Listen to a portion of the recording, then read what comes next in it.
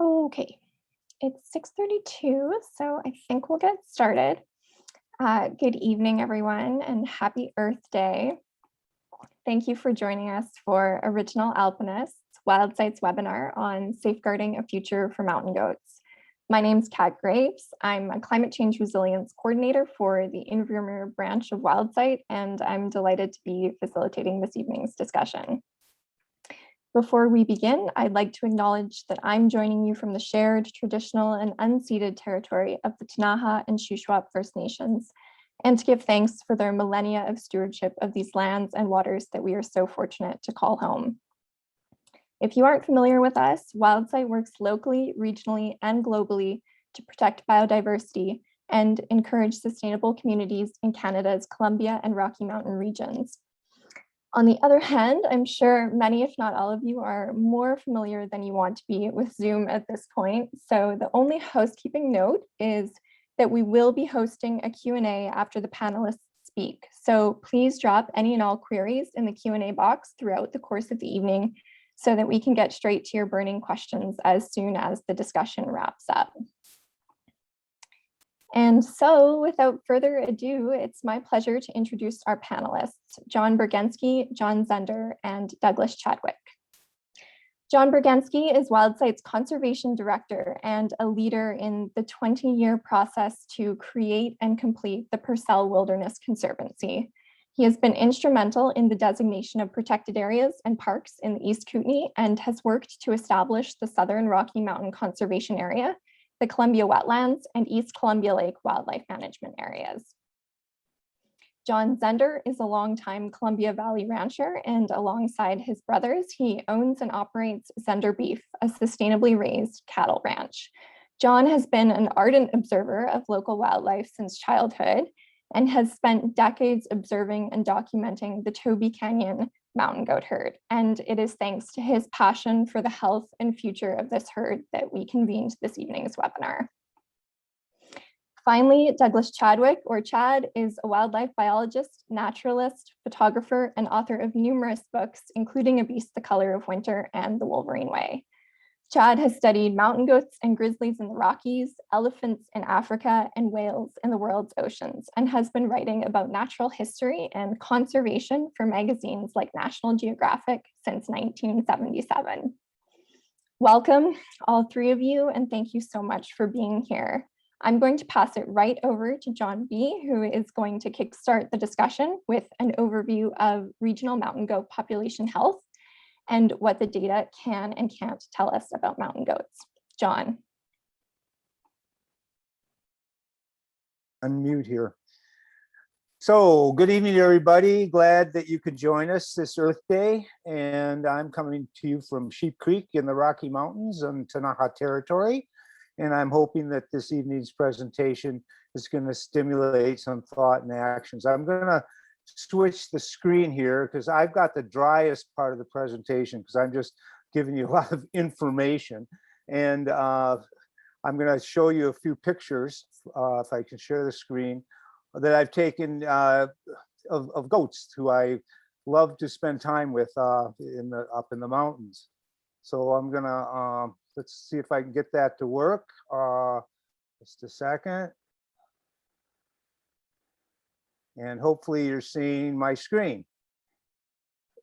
So with that, I'm going to say, I'm sure you'd rather look at pictures of goats than look at me, although I do bear quite a resemblance to the goats. And in fact, one of my most interesting encounters with grizzly bears was when the bears were on goat scent, and then they saw me down the mountain, and they were sure that they had the goat lined up as they came down.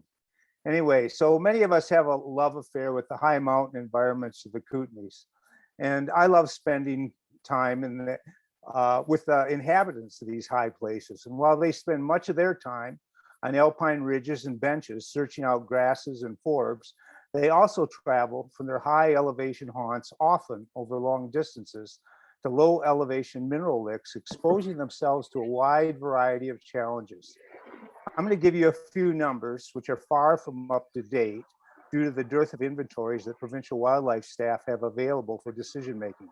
I hope this information helps paint the backdrop for your thinking about the state of mountain goats and why we must better manage ourselves to allow them their place on the landscape. One of the first questions many people ask is, how many are there? To do that, we looked at surveys done in the Rocky, Purcells, and Selkirk Mountains. The last counts or inventories took place between 2013 and 2015. Previously, it had been as much as 15 years between inventories for some herds. The inventories include animals cited in the survey units and additional numbers as deemed prudent according to the assessment of the citability and extrapolating that information into the areas that aren't actually counted.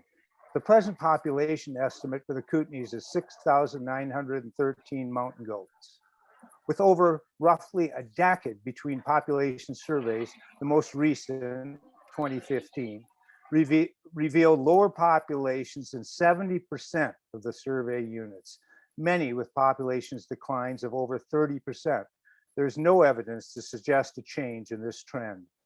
In the units surveyed, there was not enough funding to survey all the units. 1,439 goats were observed in 541 groups. Overall, 287 kids were counted.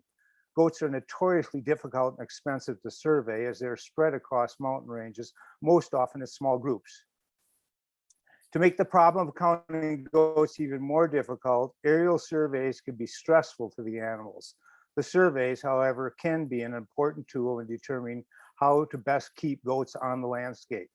Quite a different objective than those of industrial and recreational flights that have few enforceable restrictions placed upon them to avoid wildlife. Goat groups were sighted at elevations ranging from 1,200 to 2,800 meters or 4,000 to 9,000 feet.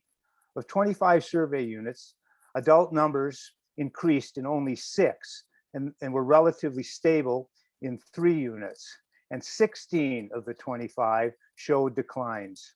The kid-adult ratios, about 24 to 100, averaged slightly lower than those observed in the early 2000s. The consistent negative population trend suggests that there are factors affecting goat numbers on a regional scale. It appears that cumulative impacts, rather than a single problem, are adding up to declines. While there is no single clear cause of the overall decline, habitat change is without a doubt playing a significant role. Broad patterns were evident in population changes. On the positive side, there were increases in the Eastern Flathead along the Continental Divide, east of the Bull River and between the Upper Elk and White Rivers, and in the center of the Purcells. These areas are protected areas or intact areas with outroads or easy access. The Purcell Wilderness Conservancy and Elk Lake's Height of the Rockies are of particular note, as are the area's wild site supports for protection in the Flathead and Elk. The highest density of goats was the Sulphur Creek area east of the Bull River. Notably, Sulphur Creek includes one of the most popular licks in the entire region. While goats are easily visible to those of us who roam the mountains in the Kootenays, they're easily disturbed by human encounters if they feel threatened. Access and more people on the landscape are game changers. Mountain goat hunting permits are only issued for the killing of male mountain goats, as harvest of females results in longer-term population declines. As Billy and Nanny's look very much alike, it's necessary for hunters to distinguish the males from the females. Hunters do pay attention, and I've been warned that those of us who look somewhat like old billy goats should learn to squat to pee during hunting season. The proportion of females killed in the hunting season was shown to have declined since the early 2000s. Hunting permits are issued to not allow a rate of kill of more than 3% of the population. This level of take is deemed by the province to be acceptable while sustaining populations. The ministry issues limited entry hunting permits that are obtained through a draw and are assigned to specific management units. The number of permits will vary based on the vulnerability of a given population. Overall, goat hunter harvest has remained relatively constant. On average, about 100 goats are known to be taken annually by hunters in the Kootenay region over the past 5 years. Logging and wildfires can have mixed effects on mountain goats. Logging opens up areas that previously were not attractive to deer and other ungulates.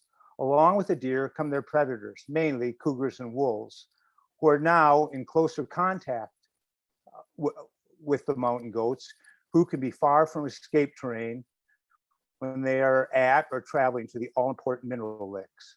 Goats take significant risk to travel long distances through forested terrain to these licks, highlighting how important they are to them.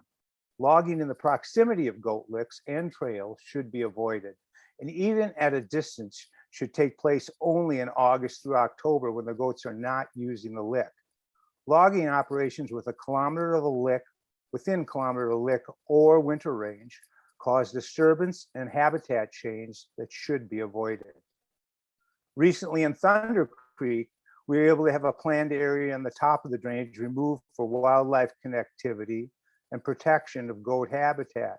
But the heavy logging in that watershed is already threatening significant impacts in an area that draws goats from long distances to its multiple locations.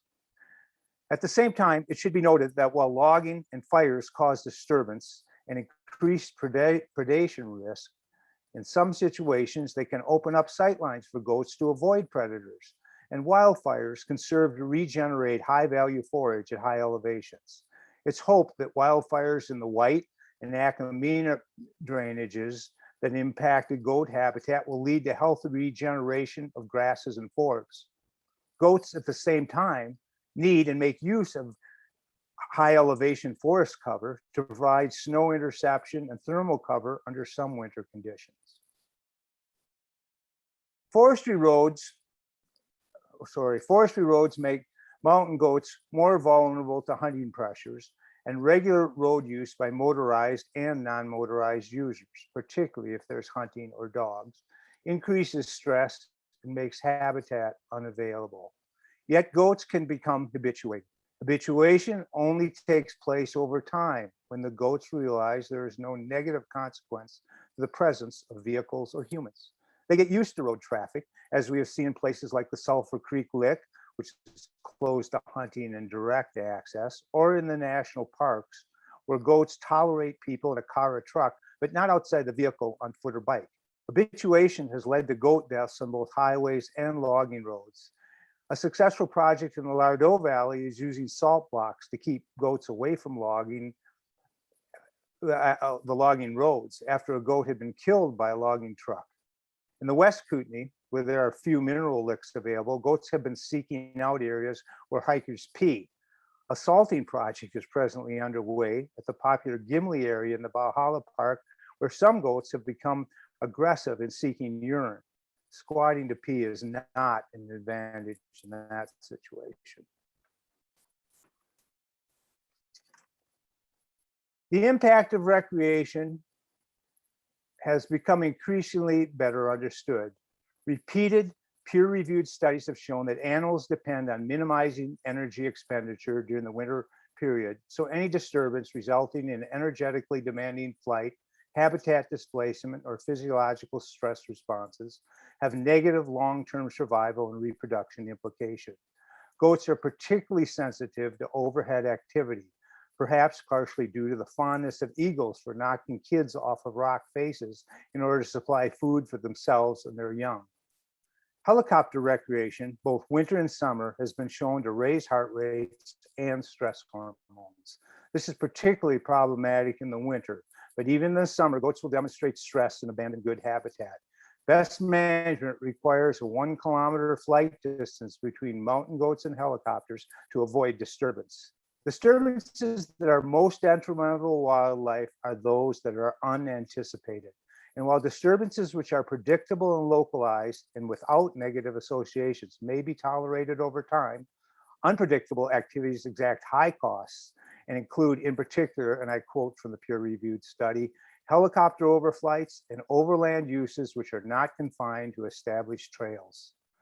Both motorized and non-motorized recreation have been shown to cause stress and habitat alienation.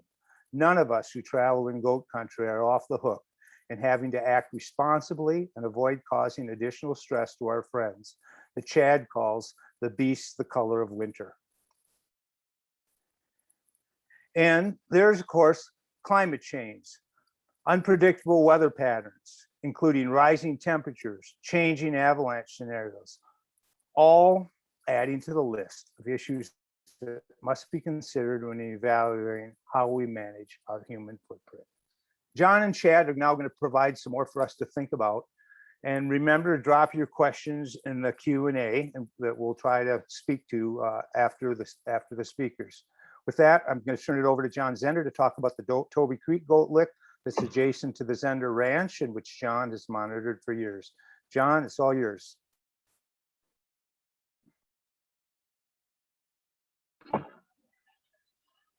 All right, can you hear me? We can hear you, John. Okay, great. Well, thanks, John. That was very good.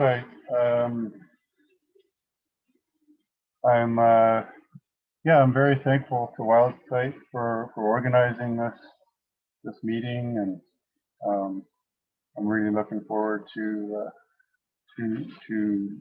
asking some questions and getting some questions. So, yeah, please ask some questions. Just to give you some background,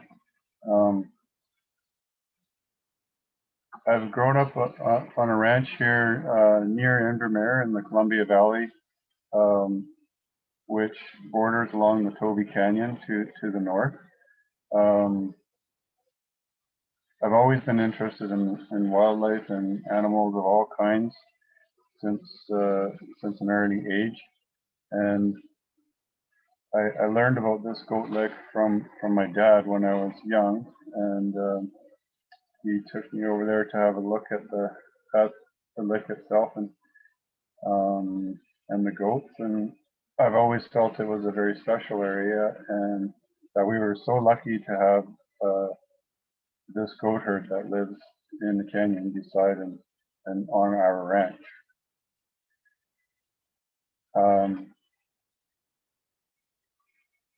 What makes it special is that it's a low elevation mineral lick, and so it's basically in our backyard, and it's kind of like a summer range which extends along the Toby Canyon for about 9 kilometers from the base of Mount Tainton to the edge of the town of Invermere. And I know that canyon habitats are similar in areas throughout the goats range, but in our general area here, there aren't many of these canyon habitats. So the goats can come down from Mount Tainton and spend 2 to 3 weeks along the canyon, just marching up and down and getting minerals and hanging out with their young ones there. They come down in anywhere around May 12th is about the earliest I've seen them come down, and they'll stay as late as October 12th. So they really, and any time throughout the summer, they can be there. About 15 years ago, we realized, along with other people in the community, that the number of goats using the canyon and the lick were declining, and we became concerned with that. I put up some wildlife cameras to document and monitor the herd, and I also started to gather some historic information. And I learned that in 1988 there were 80 goats recorded using the lick along Toby Canyon. Today I would estimate about 16 goats. I believe there are a number of issues which have led to this continuing decline. The first being the fact that over a 24-year period beginning in the 60s, 47 goats were relocated excuse me, from the Toby Canyon to replenish other ranges where goat herds had diminished. Some were sent as far as Colorado. Some went to Wausau, Creston, and Spokane. And I'm told that most of these relocations were successful.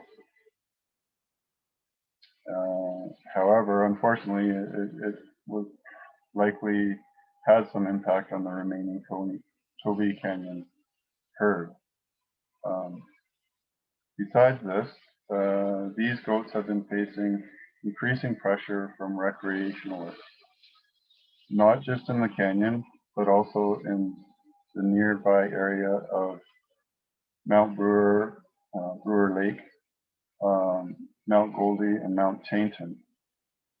More and more bike trail, motorized recreation, including a skidoo area in the Brewer Basin, and the continuing expansion of our ski hill footprint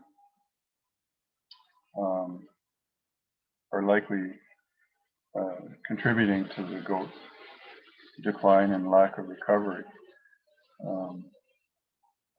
The approximately 9 kilometers of canyon habitat is mostly private land, and it has recently been subdivided into numerous parcels. I think it's been subdivided into about 10 different parcels now, either side of the canyon. There's now a subdivision just recently. Some roads have been built into it, and it's been put up for sale.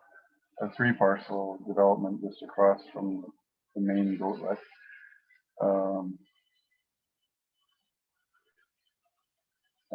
So with all these parcels now, there's no doubt that housing is likely to follow shortly here, and as these sections continue to sell, and they may be subdivided further by future owners. There are actual licks on some of these properties. Finally, I'm very concerned about a Canfor proposed cut block to the top of the northern bench of Mount Chainton, which will overlook important mountain goat habitat directly above the mineral lick. And it could potentially impact the goat trails that lead to the lick. And it's kind of it seems to be kind of a staging area that the goats use before they come down to the lick. In my experience and observation of recreation in this area, I believe that the viewpoint created by this cut block, along with the road and bridge infrastructure Canfor will build, will provide access and establish a pattern of use by recreationalists that will be hard, if not impossible, to stop, even after Canfor has finished their silviculture plans after 3 to 4 years.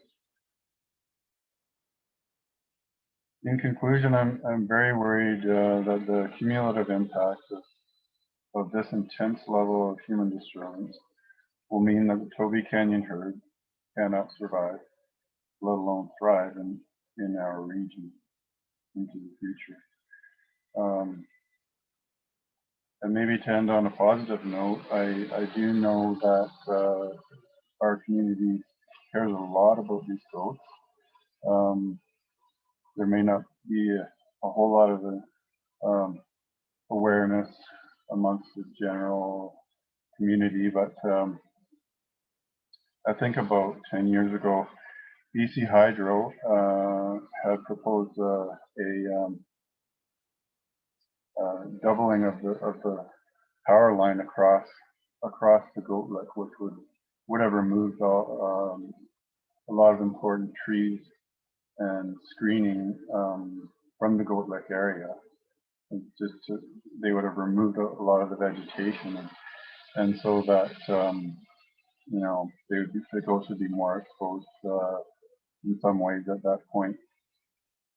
And another interesting thing about the trees along the canyon is that the trees are they're called tree licks, and they concentrate the salts and the minerals underneath the trees, and then those seem to be very popular mineral licks for the goats.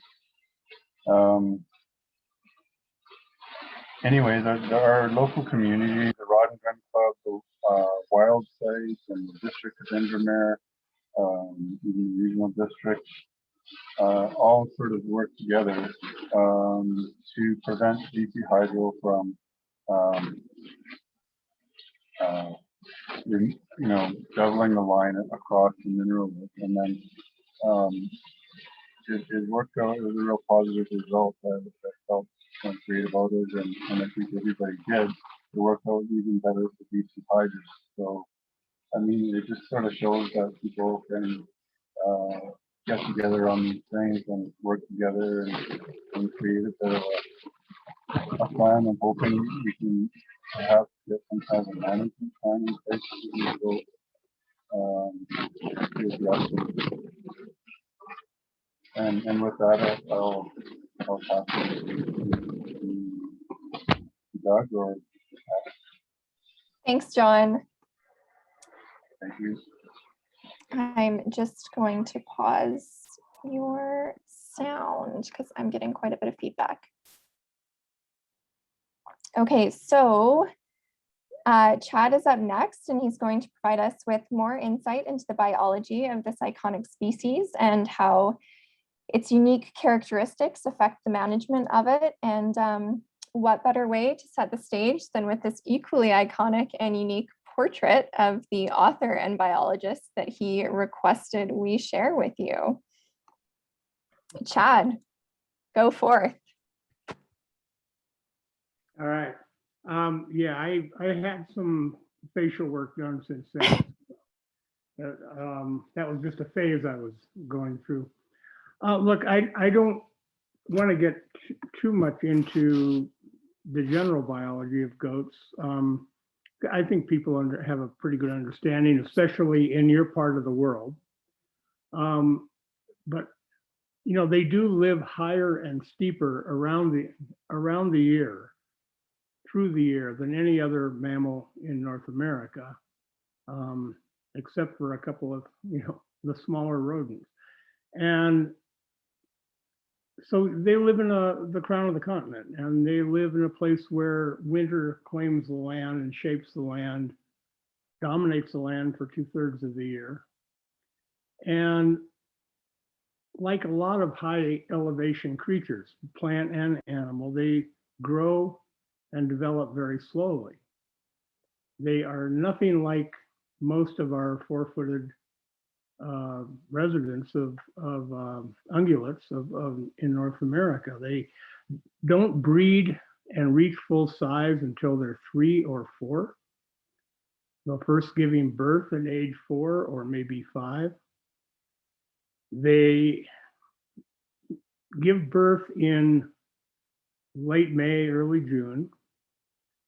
And they give birth high on a cliff in a secluded area. And then they gradually bring that young goat into the world that includes other goats. But for the first many days of its life, that baby is jumping around, pronging around on the cliffs. And its mother's entire job is to stay between that youngster and the edge of the world, between that kid and space. And it's trying to climb on her, it's trying to climb on every rock it can find. It's still shaky, it's wobbly. And I mean, there's just no other environment for ungulate that remotely like this. By the time fall rolls around, that kid will still be a quarter the size of an adult. And that also is unusual. I mean, this is maybe a 25 to 30 pound animal by winter. To get through the winter, it has to follow in the tracks plowed by its mother through deep snow, feed where she has pawed away craters to get through whatever icy crusts there are and the deep snow. It can't get by without mom. And that's one reason hunters still have a very difficult time telling males from females. And I've watched goats for many a year. I still can't always tell, especially at a distance.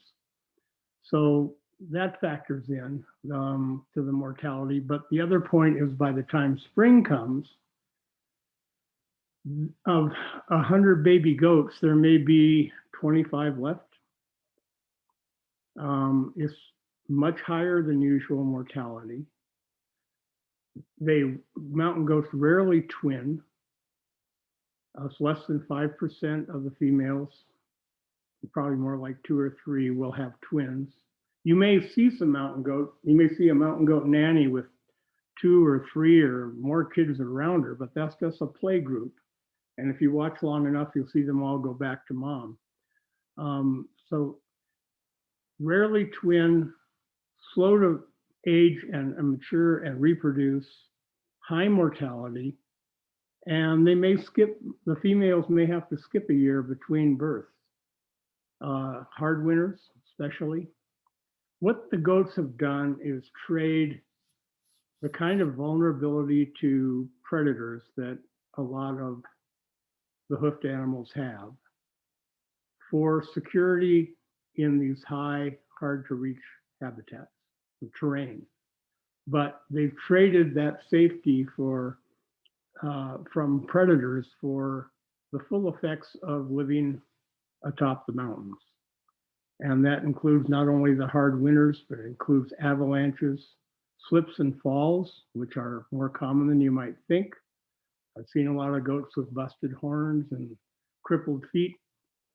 And they also are pretty aggressive critters. That's one reason you almost always find them in small bands, is they keep themselves separated by a very aggressive social system. And in the process, they knock each other off cliffs once in a while. Anyway, unusual critters, they're not, I know I'm telling most of you stuff you know, but they're not a true goat or a sheep. They're, which are the caprids. They're a rupicaprid, and their nearest relative in North America would be a muskox. And their closest relatives are all over in Asia. And so there's nothing quite like them, but we've been managing them a lot as though they are a more typical kind of ungulate. Salt licks are indeed really important to them, and it's a measure of how important that they will leave the safety of the cliffs and escape terrain to descend to these low elevations through forests. They really don't like that. And how do I know? When you see a goat that's uncomfortable, let's say it's facing a really daunting, narrow ledge it's got to get across to get to where it wants.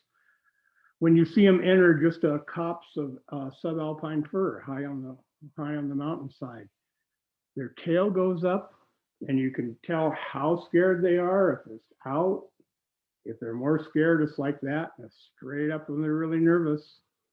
Their ears are kind of down and out. They are crouched somewhat, and they are flickering their tongue in and out. These guys are not happy. They're uncomfortable. They know, or they feel that they're vulnerable. And on their way to a salt lick, you'd see that as well. So they're already under a bit of stress when they're moving through that kind of terrain to get to salt that they really need. And another measure of how much they value it, whether they're replacing minerals in their bones, no one knows exactly. I've never heard a great explanation for exactly why salt is needed. It may help with digestion and other things too, but the fact that it's the only time you will see billy goats act dominant to females and subadults.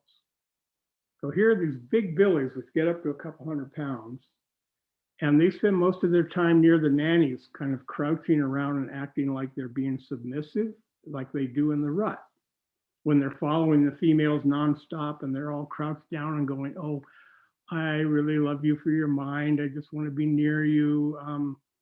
And they're digging rutting pits where they pee themselves and then they throw dirt all over it and rub their glands on her, and then they go, do you like me now? And it's just kind of different. But it's so unusual to see them being dominant all of a sudden in the middle of summer. And that's a measure of how important salt is to everybody. The rest of the time, this is why you usually see males off in bachelor bands. They don't get along well in female young groups because they just don't, it's like they don't quite know their status there. They're torn between acting like a suitor and kind of being what they are. But it helps that the females have equally sharp and often longer horns than the guys do, so they have to watch their P's and Q's. But anyway, salt's important. And both the previous speakers, the Johns and the two Johns, point out that, you know, goats have this variable behavior, and we're trying to figure out what does habituation mean. And since I live near Glacier Park, I can tell you that yes, goats will follow you on the trail waiting for you to pee. They become very habituated to the point that they not only are comfortable, you know, following us to get that kind of salt and urine, but when you sit down to rest on a hot day, you may feel something on your neck, and it's the goat's tongue licking the salt off of you or on your arm. And so their response to people ranges from that to you go right next door to Glacier Park into the Great Bear Wilderness or the Bob Marshall or the Swan Mountains where they're hunted. And all of a sudden the goats will see you a mile away. They have very good eyesight, and they're fleeing up the cliffs and over the top of the mountain. It's all the difference in the world. And, you know, their stress levels, their cortisol and adrenaline have been measured in response to helicopters, snowmobiles, you know, other presence of people.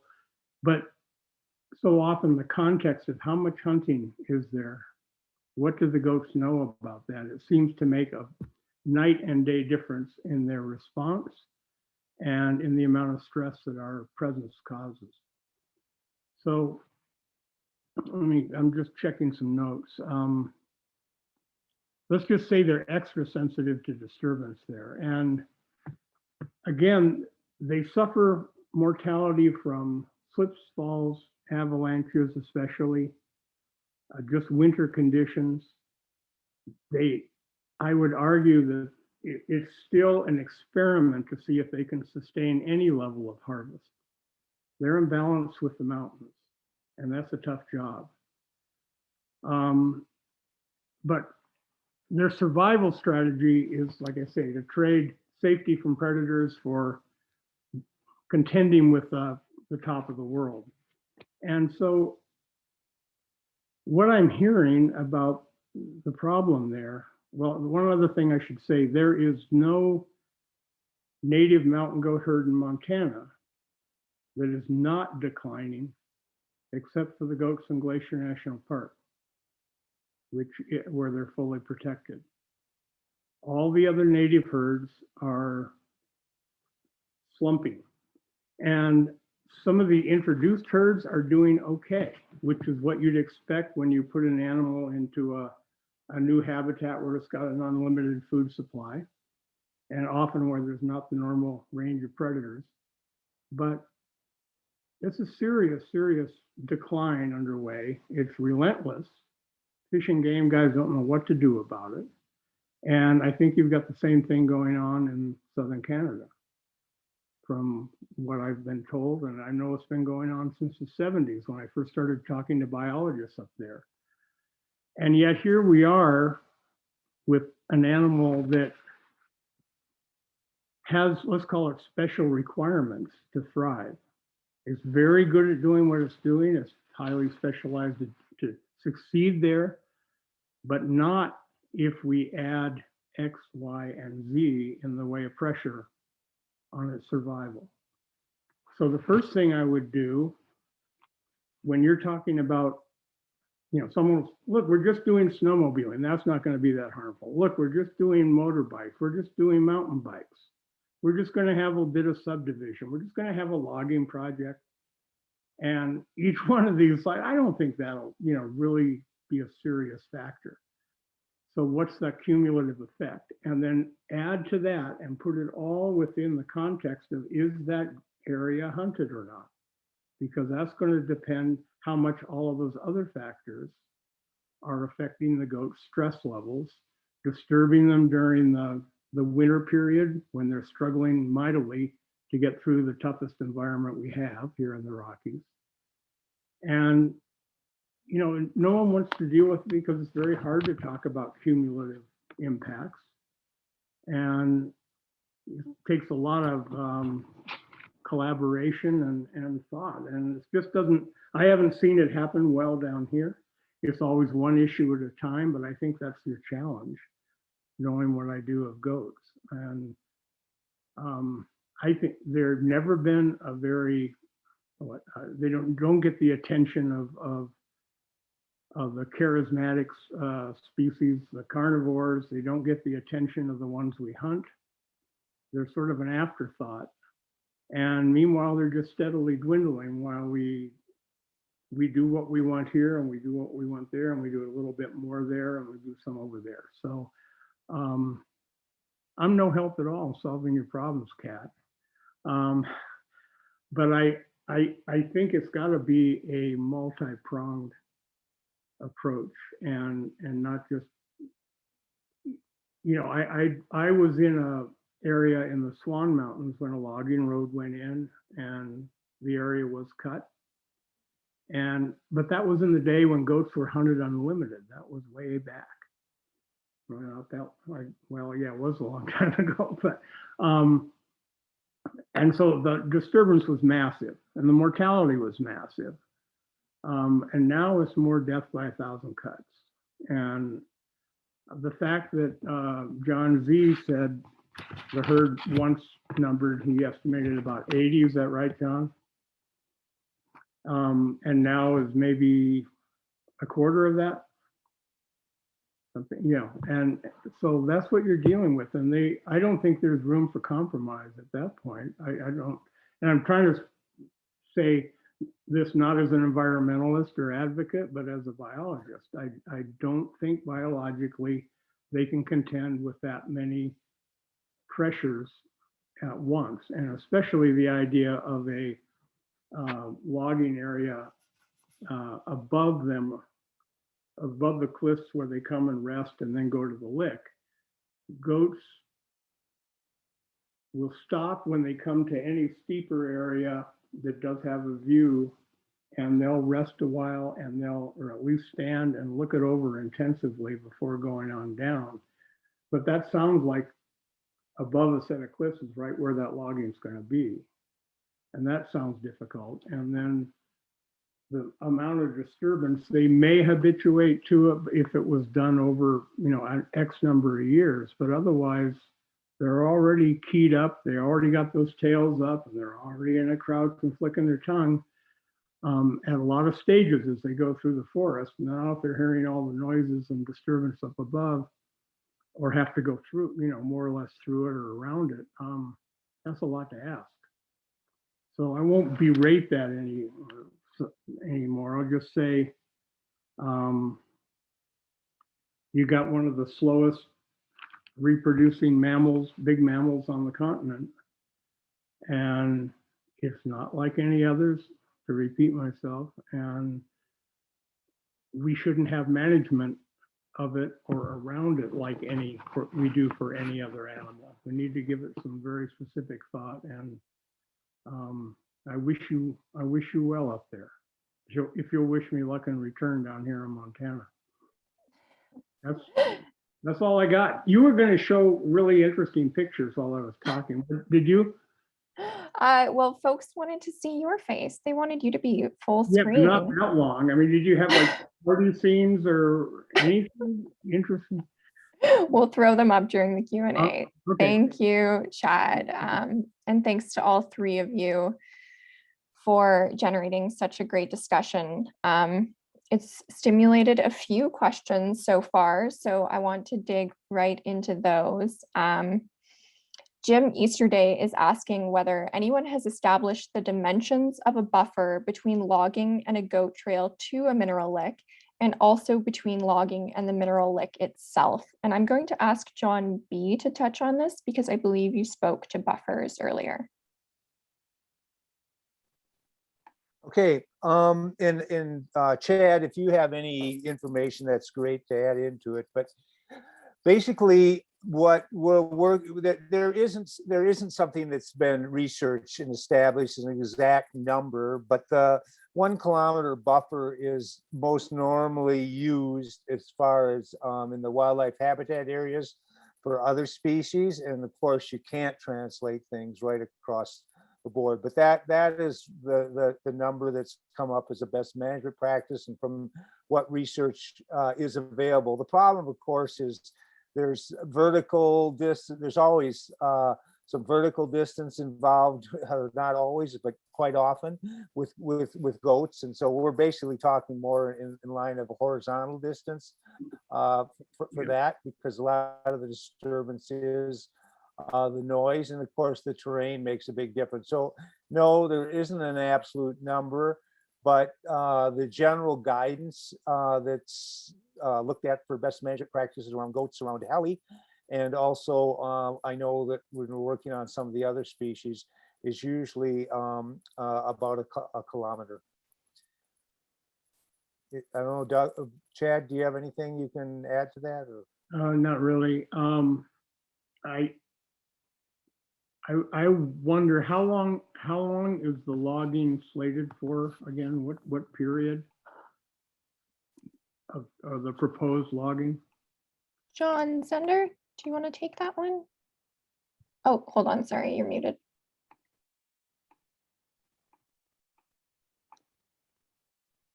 And Can you hear me? yeah, there you go.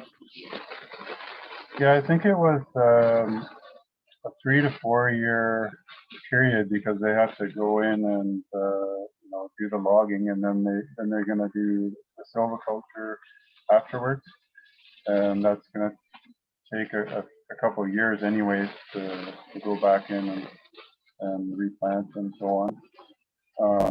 So that's what I remember. I think it's at least 3, maybe 4 years. The area is right now, it's sort of protected, and they're proposing to put a bridge across Toby Creek, go in and do their logging, and then supposedly close down some of the roads, but then they want to pull the bridge out after.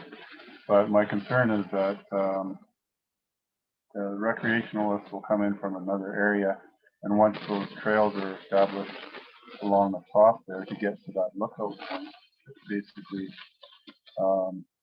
then it'll be the impact of recreationalists going by the mineral lick itself, because to get to that area after the bridge is out, they'll have to go right past the mineral lick essentially, and the road that comes down to the mineral lick is being used by the goat, and the trail is right in that area.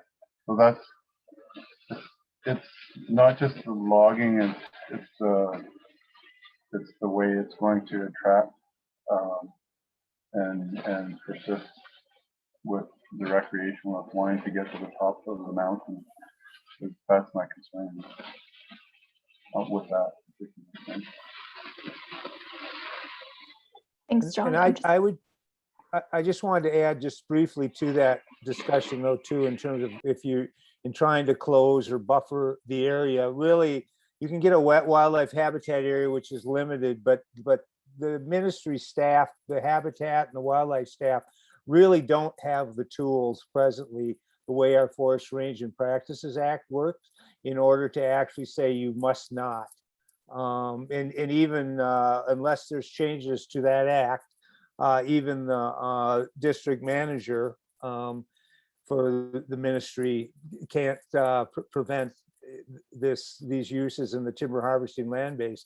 It really depends on the goodwill, quite often, of the forest company involved. So the tools are presently limited, and the few that there are not necessarily being put in use. Thanks, John. So I'm going to move to a question from Alex, who is asking, as a person who enjoys getting into the backcountry, what kind of precautions should be taken to minimize impact on mountain goats? I'm going to ask Chad to tackle this one.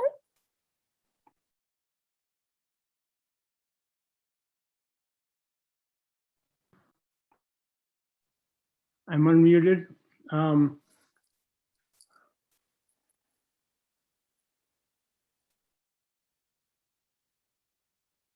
I'm kind of stumped, John B. I mean, if they're on cliffy terrain, I think you just keep a sensible distance, and if they'll let you know whether they feel safe or not. I mean, when I interact with ones in hunted areas, the minute I see some of those signs of nervousness, or they just start moving away, I pick a different route. That's all I could say. If you're on a trail where you're likely to just intersect them, I don't know. We get down on all fours and pretend you're eating grass or something and they're harmless. I don't really know, other than to just use your sense of how, based on the goat's reactions. John, do you have anything to add to that? Or No, I mean, yeah, I think that, I mean, basically, again, if there's established trails, if you're in an area that's hiked in regularly, the goats will be more accustomed to that. So if you're using those trails, that's definitely the best situation in the habitat. And then a lot of us who aren't necessarily, that are in the back country, you just have to, I think again, what you stated, we keep aware and keep your distance, and respect their distance. And quite often, if they see you at a long distance, it's quite often without any disturbance. But if you're seen to be approaching them and they sense that they're being approached, then that's where we're going to be reacting. So I think we just have to respect their space, and that's the sort of the simple formula. And I would add that it takes a while for a nanny to even allow her youngster to play with other youngsters. They're very defensive and protective of them, mostly from other goats, but also just defensive in general, and extraordinarily alert and watchful. They're very good mothers. And this would apply to whether you're talking about whether you're hiking near them, and it would also apply to logging and the salt lick, insofar as if you see a nanny with a kid in a group, or several nannies with young, give them extra space, especially in June, because they're newborn kids and the mother is already pretty frazzled from trying to keep track of that kid. And similarly I just was asking about logging earlier because I thought, is there a chance they could at least hold off until, say, July?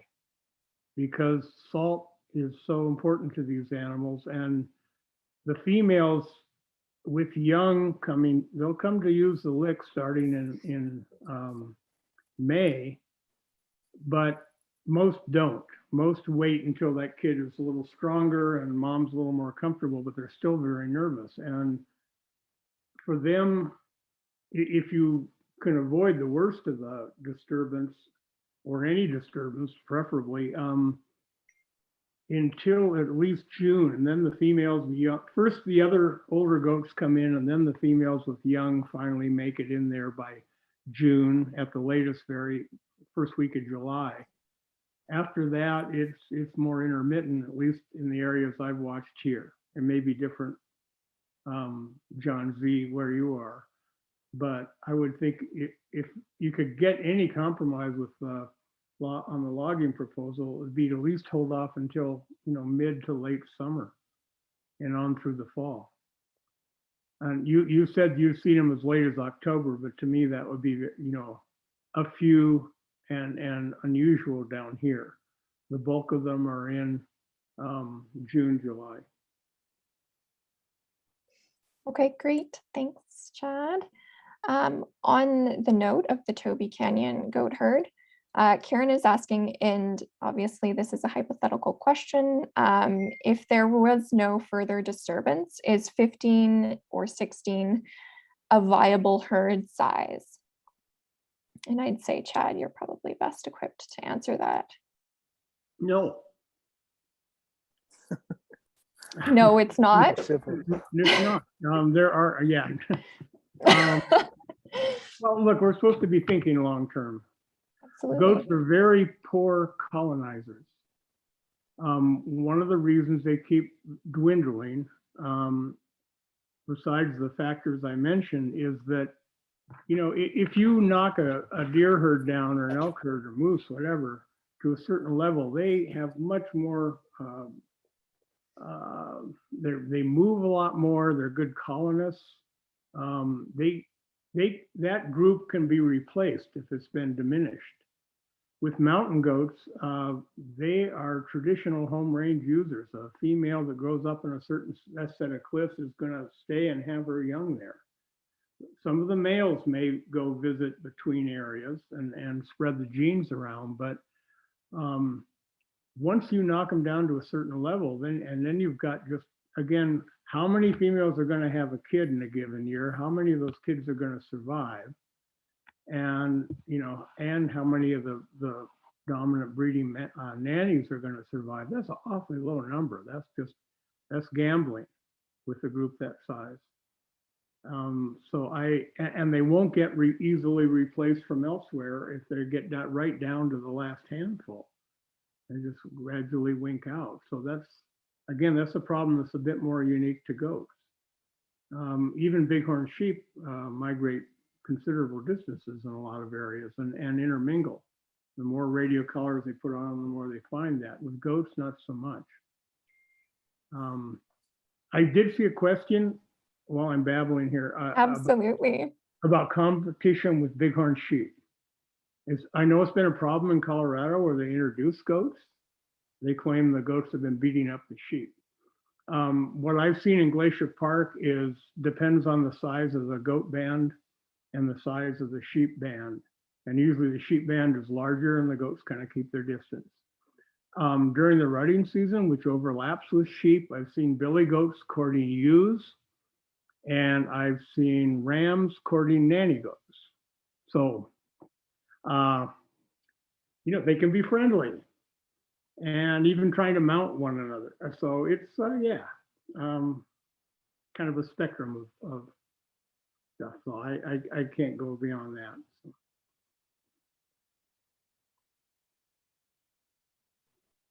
Tech support, can you unmute John Sender? He has his hand raised.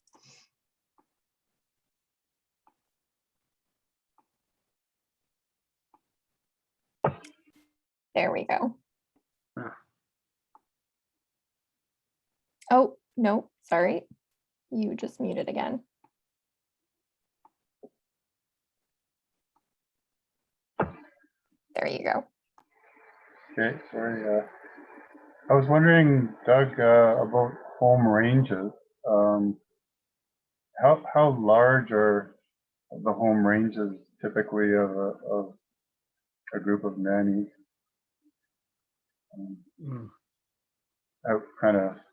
Yeah, it's pretty variable.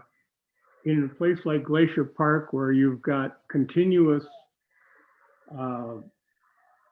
cliffy habitat, properly steep, safe habitat, virtually everywhere in the high country, there's some fairly long movement. It's usually between the head of the valley and the lowest south-facing cliffs in the winter, or between the head of the valley, where they'll be right up on the peaks and in the alpine basins, and then during winter move downslope, or occasionally to a higher elevation, but where it's wind blown, and they can get at available food.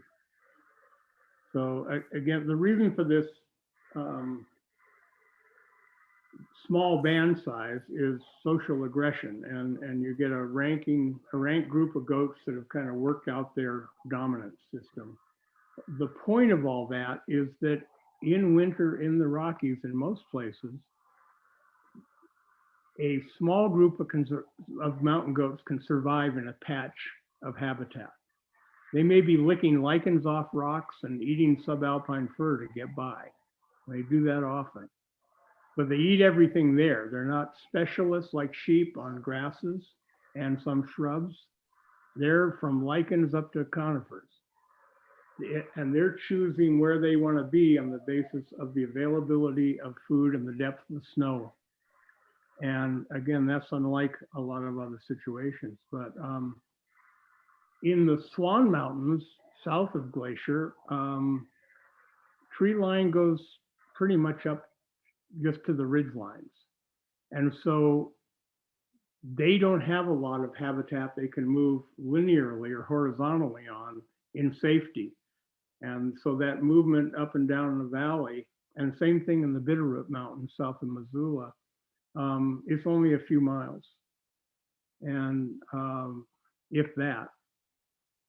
So I don't know that, I don't know what else to say, but it's really, I'd just say it's really constricted compared to the ranges of a lot of other animals. These are the goats are animals that they use the same beds, they use the same lookout areas, they use the same trails. They have a very specific home range and they know it intimately, and that's the survival value. They know where escape cover is. They know where the safest or most snow-free areas are, and passed on from generation to generation. You can put a moose out in a forested area and it's going to find a habitat just about anywhere. It's not a specialist like the goat is. So. Thanks, Chad. To that point a little bit, there's a question about the continued development of parcels of land for private residence, ski hill expansion, logging activities, etc., so on and so forth. Is the only place where these animals can ultimately survive national parks or protected areas? And I'm just going to tack on Paul's question. In this worst case scenario, will mountain goats use artificial licks? Yes. Yes. You have anything to add to that, John or John? Well, no, I would say they definitely use artificial licks. We all know the guide outfitters create artificial licks along the ridges of the mountain ranges, and several of the pictures that you saw were simply because I'm hanging up on these ridges, and of course the goats are there, and they really make use of those licks, as do the sheep. Artificial licks are very, very common throughout the Kootenays. So I'm going to nominate Brzezinski to go carry salt blocks up to closer to their winter range so they don't have to come down through the forest and the logging area. And that shouldn't take, it's just once or twice a week trip up there. Yeah, no, it may take a little longer than it would have a few years ago, but I can eventually get them there. All right. Yeah. Well, good. Thanks, you too. John? But to the rest of the question, that I would certainly hold, there is no question that protected areas are very useful in terms of maintaining these populations. I would hope that those are not the only place that they can, that they'll survive.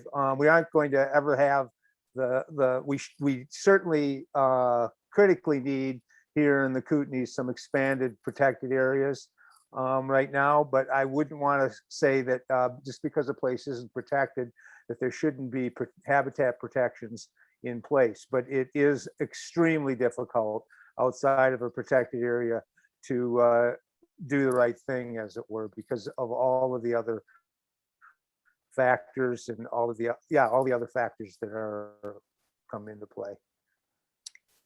Okay, so if you're game for this pretty big question, John B, I'm gonna throw it at you.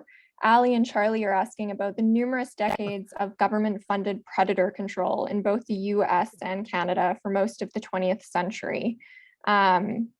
Perhaps the goat density observed in the 70s and 80s was unnaturally high compared with historic levels. How much do you think predation is accounting for this recent decline? And could the current population be similar to historic pre-European settlement populations? Well, this is one of those conversations that people have all night long around a fire or whatever. And I think Charlie and Allie know that. I mean, of course, these things are, these things are possible. And, in my own experience, because I only really was on the scene since the late 90s, 70s up in the mountains here, and populations had already started to decline, but they were directly linked in many areas to logging roads going in and increased hunting pressure. That we know. That I know of specific drainages that had healthy goat herds that right now either have none or have very small ones that have survived. So, but the question on predation, I'm certainly not capable of answering it, because predation is a factor, and what is normal in terms of wildlife populations is always a bit of a mug's game to come up with an answer to. So I would say that there's possibilities that there were periods of lower predation, and we see that with other species, that the predator prey cycles move up and down. But I don't think that the present populations represent historical numbers. If you read even the accounts quite a bit further back before there was any significant predator control, the Horned days and so on, when you read those accounts, you can't believe the number of animals that they were seeing in the mountains. And so I don't think that that is sort of the immediate cause. But I'm certainly not suggesting that predators don't play an important role in those cycles. But I don't think that they're a main driver. I think it is the changes. And I think if I had to point to one thing, which is never correct, but one of the strongest is the habitat changes that are directly linked to changes in access. I don't know, Doug, if you want to comment on that. Yes, but I would also, look, I know people throw climate change into everything, and it's an all-purpose excuse or alarm. But I think that, look, in Glacier Park, we've got some pretty fabulous studies going on with the U.S. Geological Survey of everything from recession of the glaciers that people come to see, but more importantly to soil temperatures, to the rise in tree line year by year, to other climatic conditions. I'm not saying I can project what will happen to goat survival in terms of, hey, maybe they'd have less snow, more food to eat, and be more productive for a while or something. But the tree line is creeping up so that the Glacier Park's starting to, in a lot of places, looking a bit more like some of the surrounding lower ranges, where the cliffs are becoming isolated by forest more than they have. Instead of having open tundra, subalpine and alpine terrain, you've got more of a closed subalpine fir forest. And that means the goats are more vulnerable to predation. There's less, I don't think of them as being vulnerable to predation naturally, but that may be because the ones that did live in areas that saw forest succession go in that direction historically winked out. There's just no secure goat habitat much less continuous goat habitat. So that's something to think about. And I guess what triggered that was just, I don't know what historical levels are, but I don't think in this current era, we've got much to shoot for, because it's a different world. It's a different planet. Mountain goats are excellent climbers. There's none better. I mean, I've been watching them for decades, and my jaw still drops when I watch some of the things they climb. They can't run for beans. They're slow, they're awkward, they're muscle bound, they get really tired really fast. They are not suited for dealing with predators in any other way than out climbing them. They can't outrun anybody. They can't go very far. And so that changes as the habitat changes. Their ability to, escape and be a goat living a predator-free life, that may be out of the question before too long in a lot more places for them. And it looks like this may be one of them. Thanks, Chad. And also, they got the best double fur coat short of the muskox. I mean, these guys are insulated for life on top of the continent. And if you see them even in a pristine setting, nobody's bothering them, they go a little ways on a July day or August day, and they are done. They're sitting there looking ragged and panting.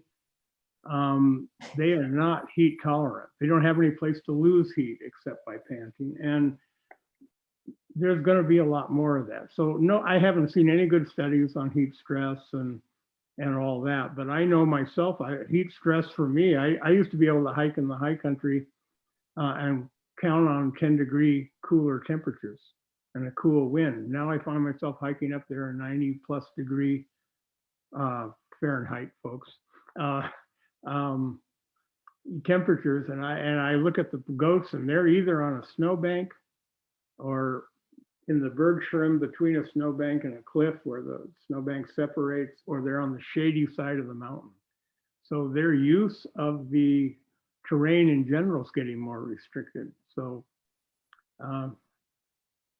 anyway, times are changing a lot, and I think goats are a good indicator, and they're also, as you guys have brought out, they're the fact that the places they're doing well are fully protected. And disturbance is limited and access is limited. It kind of reminds me of Wolverine. That's the one place you find Wolverine.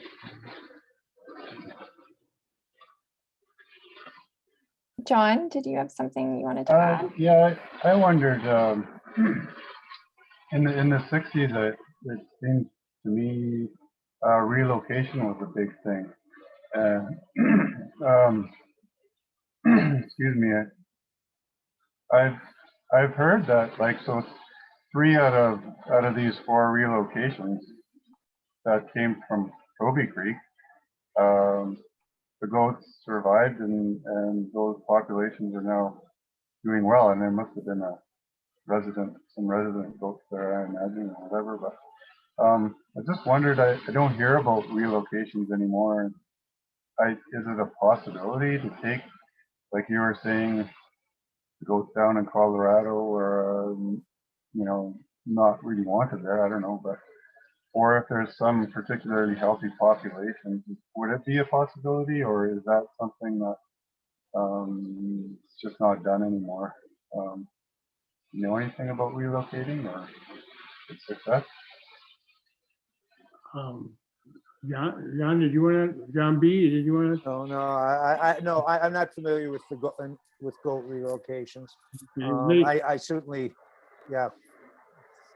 We introduced goats to the North Cascade, parts of the North Cascade, more importantly, over into the Olympic Peninsula and the coastal range, and they thrive.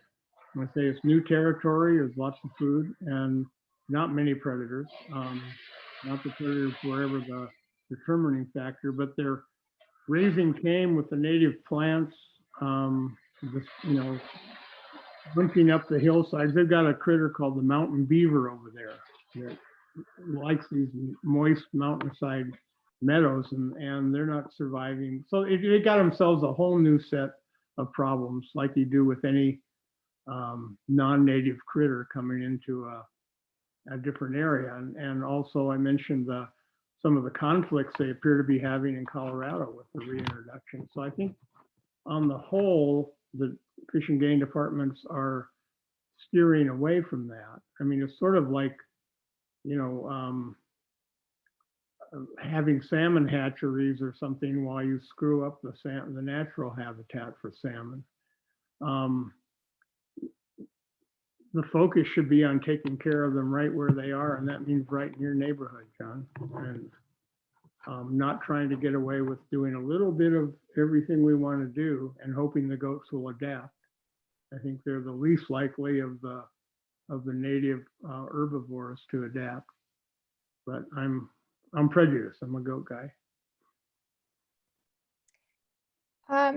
Okay, so I'm going to shift our conversation a little bit.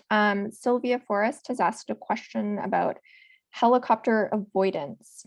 John B., I know you've been doing a little bit of advocacy, I believe, around heli skiing and heli tours. And she's added to her question that the bottom line is, what do we have to do to save our goat population so it does not end up like other marginalized ungulates? And maybe you can answer this in relation to some of the issues you've seen arise with heli adventures.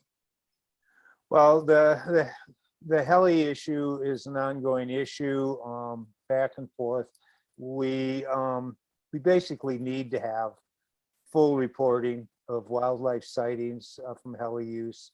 Ideally, we would have tracking involved with helicopter use in order that where we know where there are goats, especially if you have collared goats, you'd know whether or not people are abiding by it. The recommended distance is 1 kilometer. And there's been certainly resistance from the industry for the obvious reasons. And that's basically where we are right now, and we continue to push on it. But the big challenge is to have enforceable regulations. Right now, people, it's just kind of like, well, people hope that people are doing the right thing. And that unfortunately works for some people some of the time, but it definitely doesn't work for all of the people all of the time. And that impact is there. Yeah. Mountain goats, if I can jump in, okay. Yep. Mountain goats hate overhead threats, and I think you pointed that out, but I've never seen them react to as sharply, even to snow slides and rock slides and stuff, as they do to a big overhead critter. Again, eagles are a real threat, one of the few predators that can reach the goats in their native habitat. And they try to squeeze themselves into cliffs. They take risky jumps across the terrain. They don't react like that to anything else. They go nuts. So I may be projecting a lot, because I react the same way when I'm hiking and having a merry time in Glacier Park. And one of the many helicopter tour flights suddenly comes over the ridge. So it's an abrupt noise, and it makes me jump every time. And it also makes me take my pants down and moon them on occasion. But, you know, it's just expecting a goat to adapt to that is kind of unrealistic. And I know there was some studies by, was it Fiesta Bianche in Alberta, and about a small, she thought there was some degree of habituation to helicopters, but it was still remained a strong impact on the goats. And that was over many, many years. And I would just emphasize that we don't have any regulation, the enforceable regulation right now around this. And that applies to, I mean, it's not just the heli skiing, but now we've got heli heli biking, we've got heli snow machining, we have heli weddings, you name it. And none of these things, and quite frankly, I would say most people aren't even aware that there are some best management practices, except those who are in the front line of the commercial tourism industry, who have been, I've sat at the table in the debates with them over that. And again, and there's a real mix of people who are willing to try to find compliance, and others still in denial. So I think this is going to be a very important issue for goats over time, because that is, as Chad has said, these are the guys who are in that high country, and they're the ones that are totally dependent on those habitats, and where our footprint is just increased enormously over the last couple of decades in those areas. Great, thank you both. Those were very frank answers, and I'm sure they're appreciated. I'm aware we're probably creeping up on most people's time, but there are a couple last questions I'd like to get to if we can, two of which are on hunting. So Cam has asked, if hunting were stopped, would that help the mountain goats to be more resilient to other disturbances? And is there any sense on how long that might take? And someone else has asked if there are known negative implications of habituation for goats that reside largely in areas protected from hunting. Chad, would you like to tackle this? Yeah, can you say the second question again? For sure. Are there known negative implications of habituation for goats that reside largely in areas that are protected from hunting? So I think this is in reference to some of your comments about Glacier National Park earlier. Okay, in other words, can they habituate to other disturbances if they're not hunted? Is that what Yes. sort of both questions were about, right? I've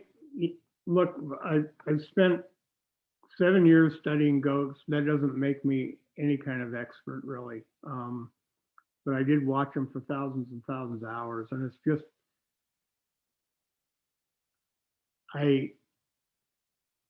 it's such a strong difference between their behavior in hunted and unhunted areas that I suspect, I haven't seen studies that would justify me saying, oh, well, if you did remove hunting, then you could have a few more snowmobile, snowcat skiing operations or whatever it is.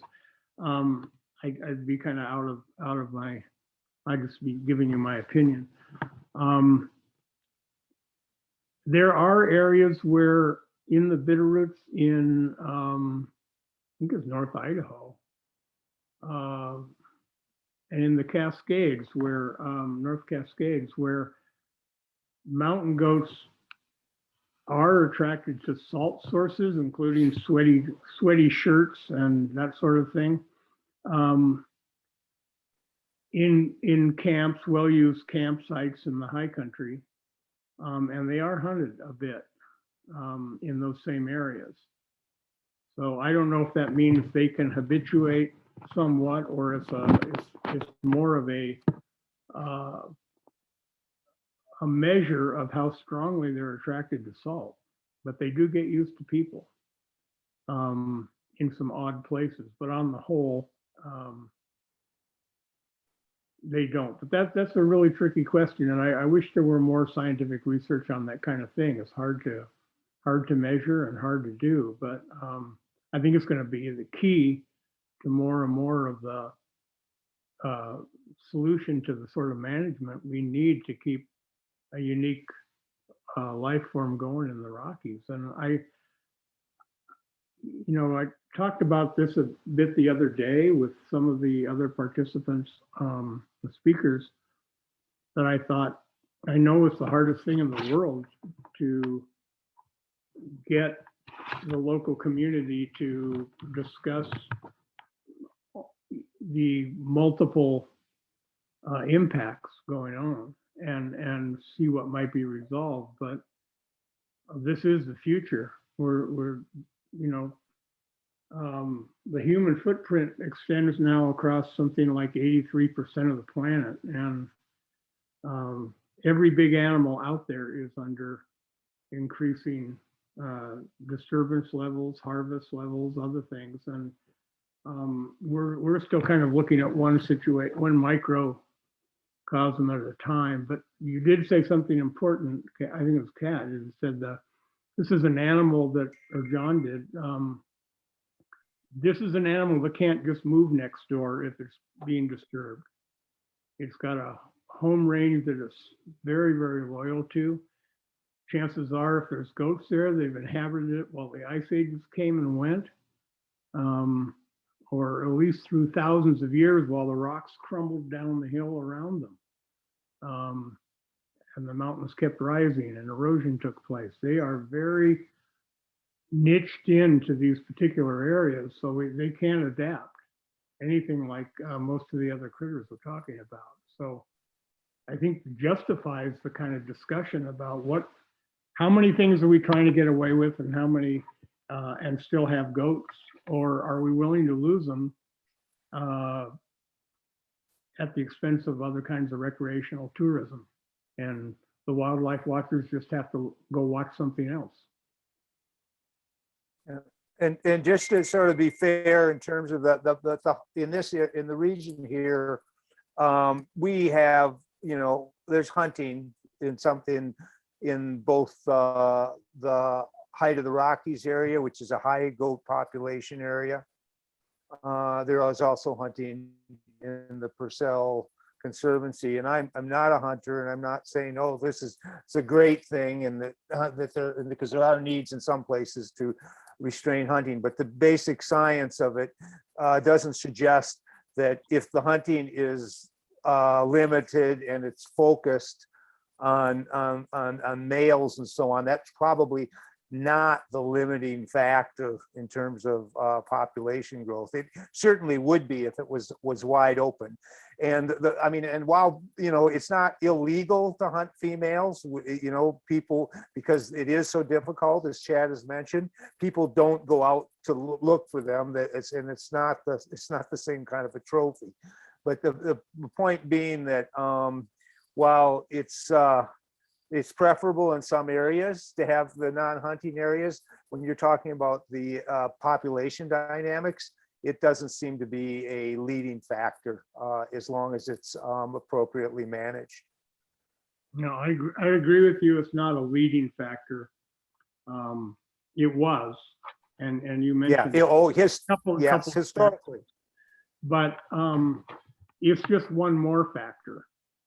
And as you say, if it's an undisturbed area and they're not dealing with all those other issues, and there's a very, very conservative harvest. I haven't seen evidence that they can't sustain some extra mortality in that form, but not very darn much. But the question is, if people are prowling around the cliffs and then there's a gunshot and goats die in a group, I don't know how much that becomes a learned behavior on the part of the goats that are, the herds that are being hunted. And again, that's a really hard thing to study. I know I'm more familiar with things like elephants, where they try to do very selective culls, but somehow every elephant learns about death from hunting. And you go from herds that come out in the open to water holes during the day and are social and tolerant of people, to herds that hundreds of tons of elephant go roaring off into the distance as soon as they see a car appear or a human on foot. So I don't think we know enough about how the other impacts of hunting translate into goat behavior and reactions to humans in general. Well, I think the important point is that certainly when it's additive, that's where it is a major factor.